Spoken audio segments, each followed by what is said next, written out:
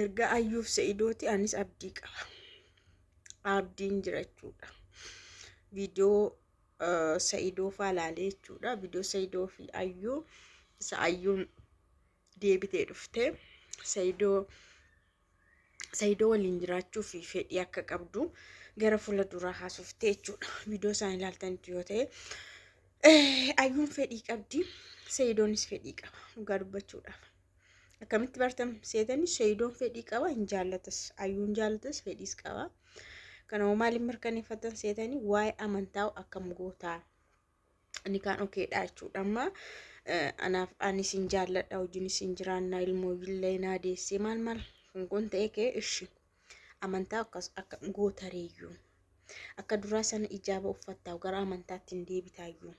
Kana jechuun bakka okay waan hunduu anillee sin barbaada si waliin jiraadha jedhee jechuudha. Ani immoo yeroon isa laalu bakka namni hammamillee yoo wal lole, hammamillee yoo wal dhabe, yoo adda bahe abdiin jira jechuudha. Yeroo baay'ee namni walii kee walitti yeroo deebi'u dhageessanii beektan. Waggaa 10 meeqa ture kee amma fakkeenyaaf artistii tokko eenyudha ishiin artist Gannat Nigaatuu fayyoo laaltanii beektodhe yaada baay'een keessanii waggaa 14 booda moo maal walitti deebi'an walii kanii adda baanii adda addatoo jiraatanii haadha ijoollee fi abbaa ijoolleeti ijoollee qabu garuu waggaa 14 booda deebi'anii walitti deebi'anii araaramanii mucaayyuun deesse moo maal deessee ta'ee deesseetti erguma walitti deebi'anii akkasumatti beeku gaasitti garuu maani deessee manatti fakkaata gaa. Innaa yeroo baay'ee jechuudha namni dafee abdii kutachuun sirrii miti. Yoo wal dhabanis yoo wal lolanis waan akkasirratti baqa seexanillee yeroo baay'ee yeroo maal jetti seexanii namoonni durii yeroo haasanii yoon dhabee haadha manaaf abbaa manaan dhabu jetteedha seexan maaliif hiika haati manaaf abbaa manaa baay'ee baqa waliif baay'ee sis baqa sisi jechuun baay'ee jechuun akkuma wal jaallatan waan xinnoo irrattis walitti bu'u. Waan xinnoo dhugaa waaqachuun nama kaan yoo ta'e orma waan ta'eef irra walii darba. Garuu haadha manaaf abbaa waan xinnoo irrattis wal eeggatu yeroo sana bal jedhu akkuma sanas immoo hin dhiisu. Kanaaf seexanni maatti seexan yoon dhabee haadha manaaf abbaa manaan dhabu jettii jedhanii warri durii. Maaf isaan hin beeku waan ta'eef riisarchii qabu. Dhuguma immoo seexannillee waan xinnoo yoo argatte hin jabeessiti karaa isaa hin jabeessiti karaa kee hin jabeessiti akkasiin araaramtan hin gootu. Waan hundumaa sassaabdee akkaataa isin adda baatan barbaaddi hojii seexanaa jechuudha. Kanaaf yeroo tokko immoo yeroo aarii keessaa bahanii gara sammuu ofiitti deebi'anii yaadan immoo dubbii kana seexanatu akkas gochaa jira malee dhuguma amma akkas taasii jechisiisa jechuudha. Innaa kabajamtoota hordoftoota kiyyaa namni illee yeroo baay'ee jechuudha lola faa yeroo ilaalu dafee murteessa bakka jireenya keenya jiraattu addan baatu maaltu si dhibee maaltu si dhibbisee namoonni jechuun ilaalee jechuudha namni dafee murteessa jechuudha.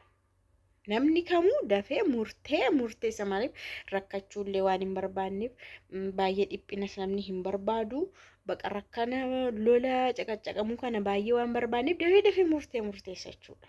Garuu murtaa'e booda immoo murteen kan biraas hin jiraata jechuudha. Nama baay'ee nan beekan jechuudha.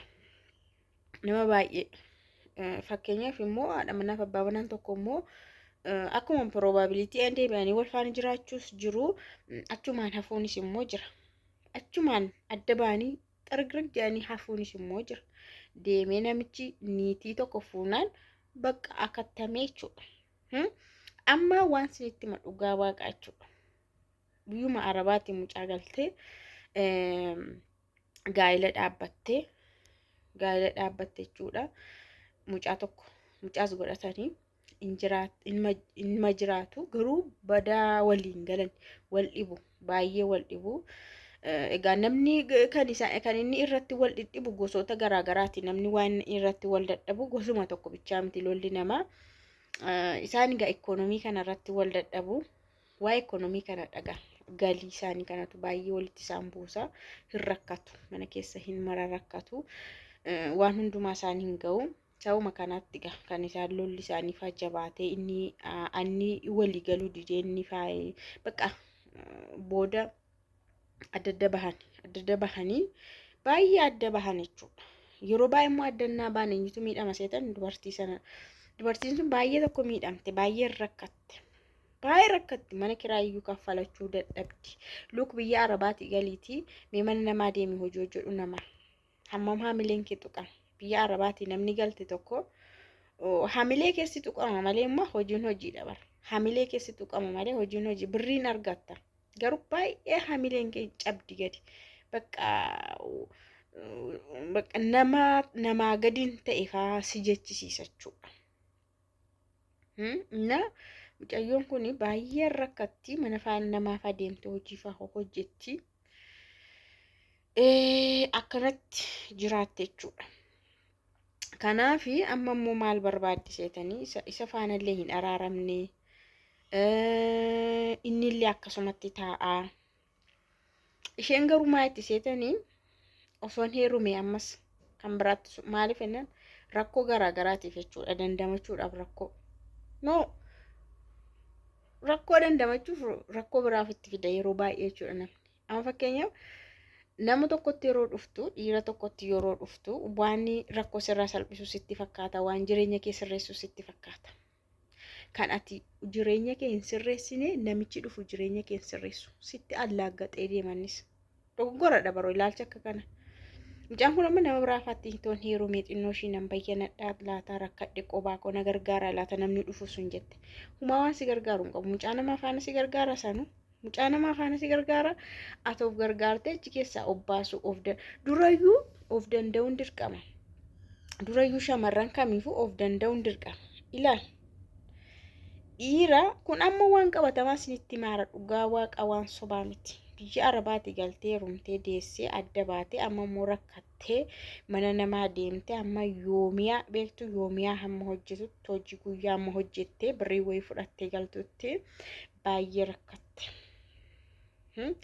Kana jechuun shamarri heeruma dura of danda'uu qabdi isa jedhu mirkaneessa jechuudha.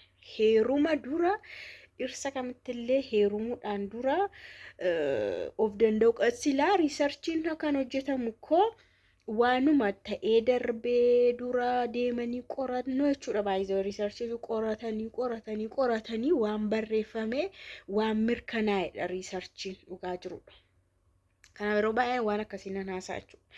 Shamarri kamillee an ofirraa kaases ofirrattillee ilaaleera ofirrattillee riisarchii hojjedhee dhugaa waaqa sirriitti ofillee ilaaleera. Waggaa hamma kana keessatti ani iddootti baay'ee dogoggora koo ofuma koo argeera. Gaabbiif eegeen booda oolta'an duuba deebi'an waan sirreessamni jira baay'een waan ta'eef garuu nama ganaadhaaf immoo barumsanii taa'attee taasifta. Karaatti irra dabarte dogoggoroota kana yoo namatti himte namni akka keellee dogoggoruu dhiisuu danda'u. Yoo xiqqaate shamarri heeruma dura of danda'uu qabdi. Of danda'uu qabdi dhugaa waaqa. Yoo of dandeessuu taate rakkoo isheetti dhufu hundumaa hin dandamatti. Rakkina nama sana dhabde nama sana faana adda dhabde garuu ikoonomiidhaan hin rakkattu. Waan nyaattu hin dhabdu dhugdu hin dhabdu mana kaffalattu hin dhabdu ganaa gadi hin deebitu ganaa muu namni isheedhaan hin jedhu. Bakka namtichi sun deeme miti zinnitti itti mana kiraa ishee kaffalattee fataa ittiin deemtu isheen bareedde ndaama erga inni irraa deeme bareedde erga adda baateetti itti toleeyyuuti. Achi booda namni dubartiin of dandeessuudha waan ta'eef waa barbaadde gochuu dandeessi. Jireenya ishee itti fufsiifachuu dandeessi. Jireenyi ishee namicha sana harka hin jiru namicha sanatti hidhamee hin jiru jechuudha. Kanadha. Kanaaf waa'ee maalirra waa'ee asitti dhufee waan meeqan haasa'anii garuu waa'ee koof hin dhufee yaa ugaa dubbinnaa waan tokko haasa'an dubbii dhalchitiidha miti dubbii wal qabattee deemti waa'ee Ayyuub Sa'idootidha. Ayyuub Sa'idoo walitti deebi'anii araaramanii waliin jiraachuuf haalli jiru kana fakkaata. Namoonni kun egaa yoo xiqqaate ji'a 6-7 hin taa'e yaada. yaa ji'a jaafaa ji'a torbafaan taa'anii iyyuu ilaaluu dandeessu YouTube isheerra viidiyoo ishee waa'ee Saayidoo sadhumaa hojjetterra amma ji'a jaamu akkas jedha viidiyichi adda baanee Saayidoo faana kan isheen jette ergasii dhaaba Saayidoo maqaa Saayidoo sin dhufne hin beektu ijoollee baay'ee faana hojii hojjetaa turte YouTube irratti jechuudha. Amma moo naannoftee dhufte jaalala Saayidoo durumayyuu qabdi Saayidoo ko jetti. Gatii baay'ees kaffalteetti ayyuuni Saayidoodhaaf jecha waan baay'ee taate amma Saayidoon mataan isaallee baay'ee ishee jaallata yoo ilaaltaniitu ta'e hin jaallatanii yaa'u yeroo sana garuu waa'ee mucaasaa waa'ee Sumayyaa sashiin akkana olii gad naannoftuuf innis naanna'aa ture amma garuu tasgabbaa'ee taa'ee jira erga Saayidoon tasgabbaa'ee taa'aa jira ta'e immoo tasgabbiidhaan ayyuun illee yoo deebite tasgabbiidhaan jireenya isaanii bareedaa ta'e itti fufsiisu jechuudha. እና kanaaf namni tokko gaa'ela isaa jiksee ka'ee deebi'ellee araaramuu danda'a deebi'ellee walitti dhufuu danda'a. Egaa bakka tokko tokkotti yoo fuudhe deebi'uu dhiisuu dandeessi bakka tokko tokkotti immoo fuudhees immoo deebi'uu dandeessi amma fakkeenyaaf Saayidoo amma fuudheera garuu deebi'uu dandeessi because amantaadhaan illee waanuma eeyyamamaa waan ta'eef bakka tokko tokkotti bakka amantaa tokko tokkotti immoo hin eeyyamamu waan ta'eef already kan biraa fuuna kan biraa fuudheeraadha bakka hallaqa እና abdiin jirti jedheen har'a kana yaadaa ture abdii sila'uun kutatama nama du'ee saaxinitti galee abdiin qabu du'aan abdiin qabu nama lubbuun kee jiru garuu abdii qaba.